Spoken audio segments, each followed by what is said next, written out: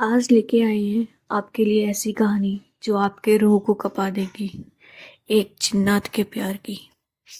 کچھ رشتے نظر سے شروع ہوتے ہیں اور کچھ نظر لگنے سے۔ ایسی ہی کہانی ہے ایک جنات کی جس نے پیار کیا، لیکن جنات پیار نہیں کرتے۔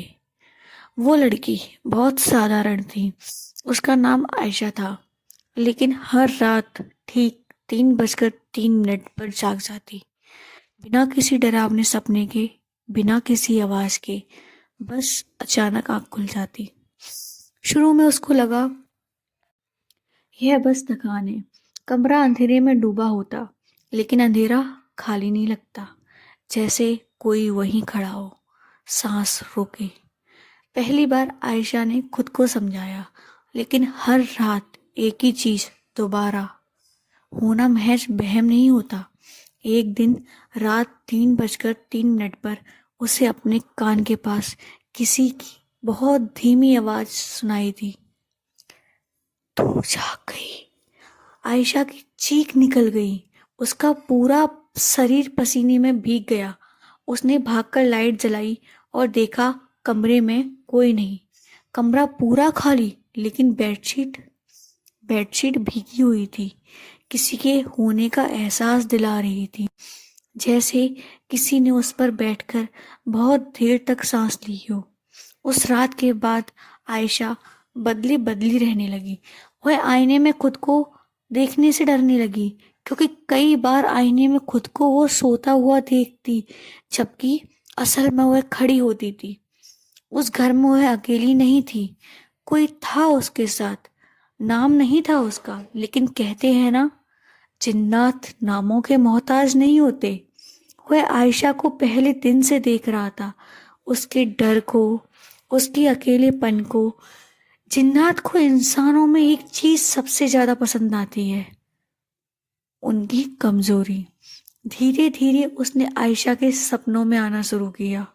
وہ بس اس کے سپنوں میں آتا اور بس اسے دیکھتا۔ پھر ایک رات عائشہ کو لگا کسی نے اس کے بالوں میں انگلیاں پھرائی، بہت ٹھنڈی انگلیاں۔ اس نے کانپتے ہوئے پوچھا، کون ہو تم؟ جواب آیا، میں وہ ہوں جو تجھے کبھی اکیلا نہیں چھوڑے گا۔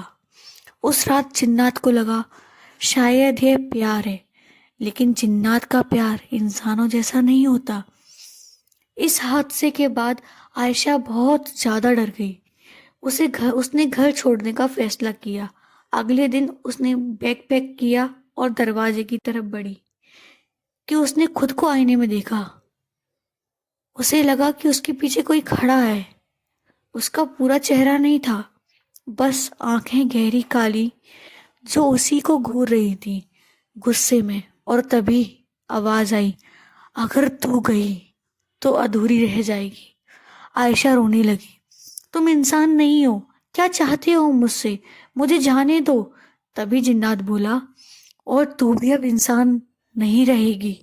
اس رات پڑوسیوں نے عائشہ کی ایک چیخ سنی، ایک بہت ہی دردناک چیخ، لیکن دروازہ نہیں کھلا۔ صبح گھر کھلا ملا، اندر سب کچھ ویسا ہی تھا ہمیشہ کی طرح، بس آئینے کے سامنے کھڑی تھی عائشہ، سیدھی، شانت اور مسکراتی ہوئی، لیکن اس کی پرچھائی اس کے ساتھ ہل نہیں رہی تھی۔